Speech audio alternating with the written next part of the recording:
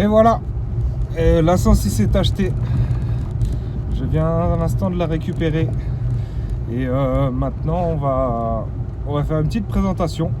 J'ai eu le temps de l'essayer un petit peu, j'ai fait un petit tour. Et j'aime beaucoup, elle est très joueuse. Et on va pouvoir faire, je suis sûr, un beau projet ensemble. A tout de suite. Et voilà la bête 106 XT de 92. On va voir ensemble mon projet pour cette chaîne. Et le but de cette chaîne, en fait, c'est de vous faire participer un maximum. Je suis pas mécano, j'y connais rien du tout. Bon, j'ai quelques bases. Donc le but est de vous faire participer, les bonnes idées, les conseils que vous pouvez avoir. Et on avance ensemble. Mon projet, c'est pas compliqué, hein. Je veux la rendre comme à sa sortie d'usine. Voilà, donc peinture, j'aimerais bien mécanique, hein, tout refaire à neuf. Mais tout ça, on verra. C'est un projet qui va se travailler ensemble. Je ferai des vidéos sur chaque chose que je fais. Ça pourra aider aussi d'autres débutants comme moi à savoir comment faire certains actes mécaniques. Et ça pourra sinon juste divertir les plus expérimentés. Donc on va parler un peu du véhicule. Donc du coup, la 106 XT, septembre 92. Donc pour ceux qui connaissent et pour ceux qui connaissent pas, du coup c'est le modèle à carburateur double corps, pas d'injecteur, pas de calculateur, moins d'électronique. On va se voir un peu. Il est plutôt propre. Bon, le carburateur, voilà, carburateur et crade. Ça c'est dans les prévisions. Carburateur, démontage complet, remplacement de l'intégralité des joints, nettoyage, bac à ultrasons. Après côté carrosserie, la peinture, elle est rincée. Il y a des impacts, il y a des chocs.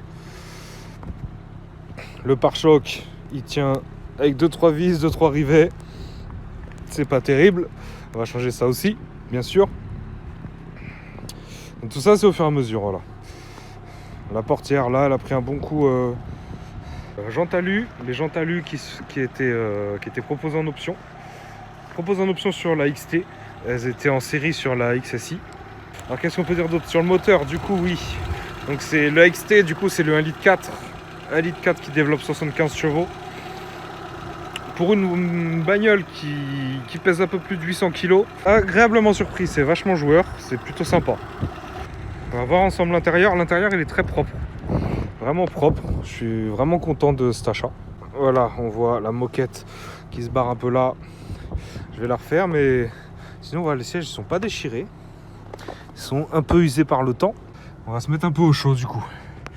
Donc pour voilà, 134 000 km, comme vous voyez, donc c'est plutôt raisonnable. Plutôt raisonnable.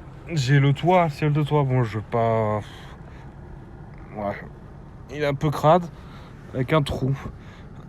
Un trou par là. J'aimerais bien trouver une méthode. Je sais pas, injecter peut-être de la mousse. Je sais pas trop comment ça se passe. On va voir avec les connaisseurs. Hein. Les connaisseurs ou ceux qui ont déjà eu le problème.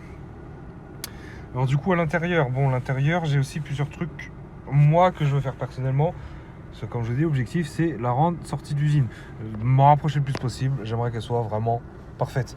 Plusieurs trucs. Bon, la lumière là qui s'allume plus de l'horloge. Bon, est-ce que c'est juste une ampoule? Est-ce que c'est plus électronique? Je sais pas encore. Bon, le Komodo qui est fatigué, mais ça va. J'ai le Neyman. Alors le Neyman, il n'y a plus trop de cran.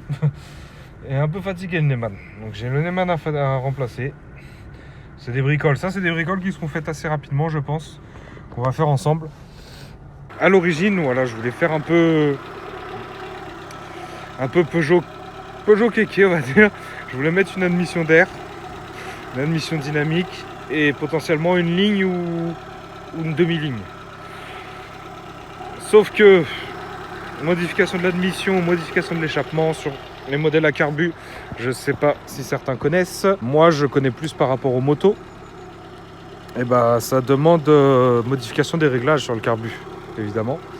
S'il n'y a pas de calculateur, c'est pas avec un injecteur. Donc le mélange air-essence, il se fait pas automatiquement. Il se fait avec les gicleurs, il se fait avec plein de choses qu'il y a dans le carbu, qu'on verra plus en détail ensemble si je suis dans la capacité de vous l'expliquer. Actuellement, là, à froid comme ça, non. C'était les derniers modèles, ça, pour petite précision. Si je vais pas le mot exact, mais il me semble justement, moi celle-là date de septembre 92, et il me semble que ça a été rendu obligatoire en Europe les modèles injection, que ce soit diesel, de toute façon diesel c'est que injection, mais que les modèles essence étaient obligatoirement en injection à partir de septembre 92. Donc ça fait partie des tout derniers modèles français en l'occurrence. Donc voilà, donc le moteur, donc le 1,4 litre, le TU3 exactement, c'est le moteur TU3. On n'est pas trop mal, voilà, c'était principalement présenter le projet dans cette vidéo. Vous me dites ce que vous en pensez.